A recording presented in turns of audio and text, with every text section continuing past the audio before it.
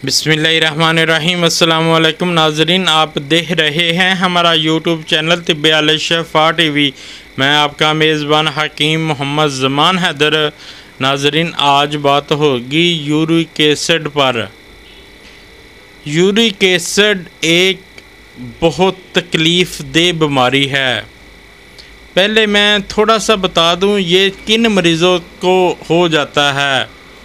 ये जो ज़्यादा खट्टी चीज़ें और गोश्त किसी भी किस्म का और फास्ट फूड इस्तेमाल ज़्यादा करते हैं, उन हज़रात को ये बीमारी लग जाती है, वो इस बीमारी में मुब्तला हो जाते हैं।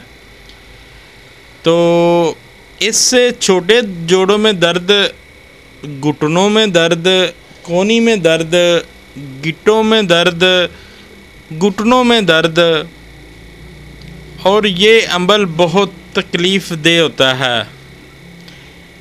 रात को ही मुझे एक फ़ोन आया, हकीम भाई आप आसान सा नुस्खा इसका बता दें। तो अल्हम्दुलिल्लाह जो आज वाला नुस्खा यकीन के साथ बनाएगा, अल्लाह ताला उसे ज़रूर शिफा देगा। 7 दिन या ज़्यादा से ज़्यादा 15 दिन यूरिक एसिड का नामो निशान ख़त्म हो जाएगा। यकीन रख कर ये दुआ बना लें।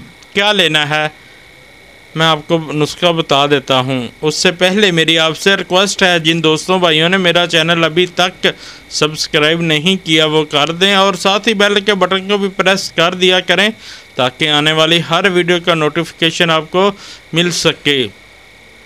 क्या लेना है नाज़रीन, सस्ता तरीन नुस्खा है, पंसार से आम सी चीज़ें मिल जाने वाली हैं।